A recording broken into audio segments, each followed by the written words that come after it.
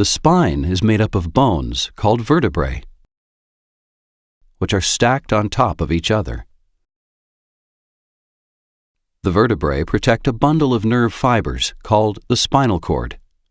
It runs through an opening in the center of each vertebra. The main sections of the spine are the cervical, thoracic, and lumbar regions. Looking at it from the side, the spine normally has three curves: a C in the cervical spine, a reverse C in the thoracic spine, and another C in the lumbar spine. Viewed from behind, the spine should appear to be completely straight, up and down. Scoliosis is a condition where the spine has an abnormal side-to-side curve. Most cases of scoliosis have no known cause. In some cases, scoliosis may be present at birth. In other cases, it may occur over time. The most common cause in adults is asymmetric degeneration of the discs, causing the spine to be tilted to one side or the other. Other causes may include cerebral palsy, paralysis, muscular dystrophy, osteoporosis, or spinal fractures. During childhood, the spinal curve usually becomes worse during periods of rapid growth. If the curve becomes severe, it can cause problems with posture, walking, and back pain.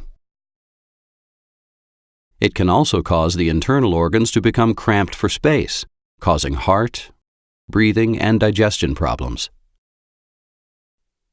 Scoliosis is often treated with a brace to stop the curve from getting worse. Doctors will measure the spinal curve over time to see if the brace is working. For an adolescent, a surgical procedure may be necessary if the brace isn't working, or if a brace is not an option.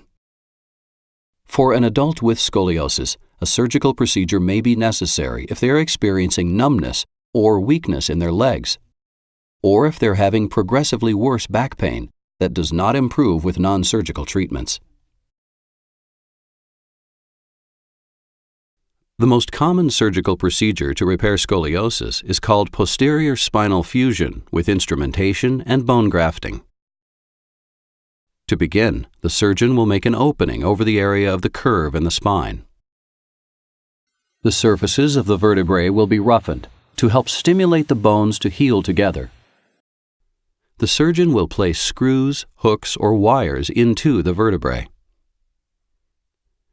Rods will be placed alongside the vertebrae and attached to the screws, hooks, or wires in order to straighten the spine.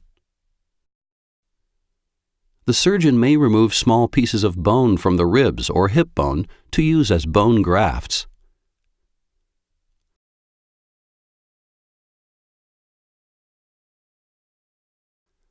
Other times, the surgeon may choose to use donor bone from a bone bank for grafting. The surgeon will place the bone grafts along the spine to allow the vertebrae to grow together and keep the spine stable.